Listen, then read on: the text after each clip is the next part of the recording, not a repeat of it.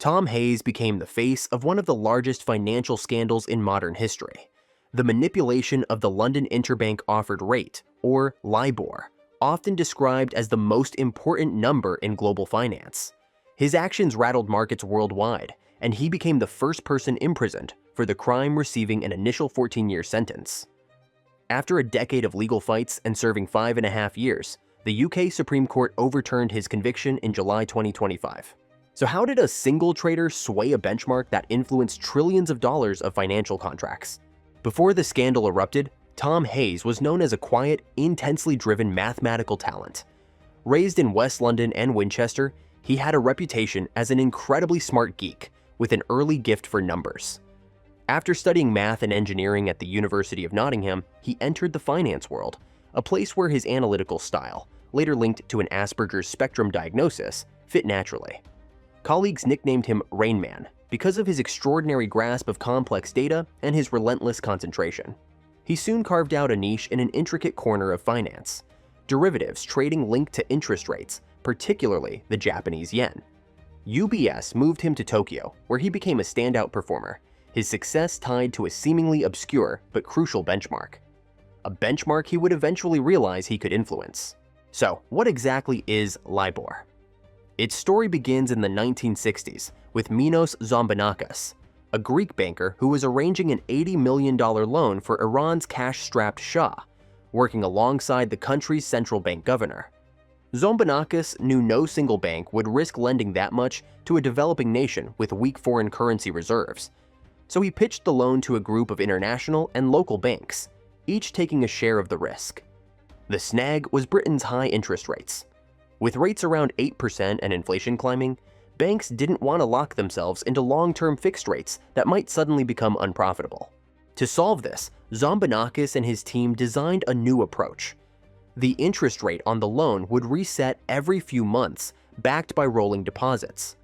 Participating banks would report their own funding costs before each reset date, and the weighted average, rounded to the nearest 1/8 of a percentage point and topped with a profit spread, became the loan's rate for the next term. Zambonakis named this mechanism the London Interbank Offered Rate. As London's markets expanded, LIBOR evolved from a pricing tool for loans and bonds into a benchmark for massive derivatives trades. But the system had a structural weakness. LIBOR wasn't anchored in real transactions. Each day, the British Bankers Association asked a panel of major banks to estimate the rate at which they believed they could borrow. After removing the highest and lowest quarter of submissions, the remainder were averaged to produce LIBOR. It was essentially an honor system. Regulators assumed the trimming of outliers made collusion infeasible, and that publicizing each bank's submission at midday would deter manipulation. They were wrong. Even estimates too extreme to survive the trimming still nudged the final number by shifting which rates ended up counted. For someone like Tom Hayes, that wasn't a defect, it was an opening. While working in Tokyo, Hayes focused entirely on trading moves tied to the yen LIBOR. Even a shift as small as 1/100th of a percentage point could swing his portfolio by hundreds of thousands of dollars. Back in his early days as a junior trader in London, he had gotten to know several of the 16 people who handled their bank's daily yen LIBOR submissions.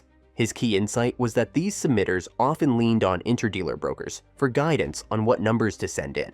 Hayes began reaching out to them. As the star trader generating huge profits, he could simply ask for tiny adjustments in the bank's submissions, up or down, depending on what suited his trading book. His messages, later gathered into thousands of emails and chat logs, were remarkably straightforward. He believed he was just making smart use of a system built on judgment rather than hard data. There was no single correct rate, only a defensible range. LIBOR was built from the average of submissions across many banks, so Hayes needed more than just a few allies to influence it. He took a practice that had quietly existed in pockets of the industry and expanded it into something far more coordinated. He enlisted interdealer brokers, the go-betweens, who link traders across different firms. By offering them extra commissions, sometimes routed through wash trades, he secured their cooperation. These brokers became his informal messengers, passing along his preferred LIBOR levels to contacts at other panel banks. Bit by bit, he constructed a web of influence, a loose network of traders and brokers subtly aligned with his objectives, He also built direct ties with traders at rival institutions such as the Royal Bank of Scotland, syncing their efforts with his own. This gave him remarkable leverage. On one frantic day in September 2008, just after Lehman Brothers collapsed, Hayes pulled every string he had. While markets were in turmoil, he pushed brokers to drive yen LIBOR lower to protect his positions. By evening, yen rates had dropped even as others spiked. He had shielded himself from heavy losses by nudging a key piece of the financial system in his favor. When Hayes chose to leave UBS, several banks pursued him, and he ultimately joined Citigroup with a $3 million signing bonus. He assumed he could operate as he always had, but when he tried to persuade Citi's rate setters to adjust their submissions, he met more pushback than expected. In June 2010, things unraveled. A Citigroup compliance officer flagged his approach, and less than a year after he started, Hayes was dismissed. By then, the global probe into LIBOR was fully underway.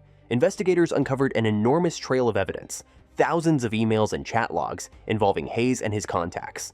Those digital traces mapped out the entire operation. While banks wrote checks to settle their share of the LIBOR scandal, regulators wanted a person to be held accountable. Tom Hayes became that person.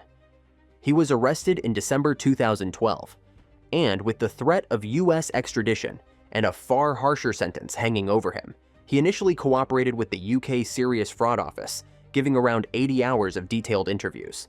He later withdrew that cooperation and chose to contest the charges, insisting he was being singled out for a problem rooted in the system itself. His 2015 trial drew major attention. Prosecutors relied heavily on his own communications, portraying him as the driving force behind a sweeping scheme. The jury convicted him, and he received a 14-year sentence, later reduced to 11 on appeal. Hayes served 5.5 years in prison. During that time, his finances collapsed, his marriage ended, and he was diagnosed with multiple sclerosis. Still, he continued pushing to clear his name. He was released in January 2021. Then, in July 2025, the unexpected happened. The UK Supreme Court overturned his conviction. The court ruled that the trial judge had incorrectly instructed the jury, denying Hayes a fair trial. Although the judges noted there was ample evidence that could have led to a conviction, the flawed judicial directions were legally inaccurate and unfair, which meant the verdict could not stand. So what do you think? Was Tom Hayes a villain, a scapegoat, or something in between? Let us know your thoughts in the comments below.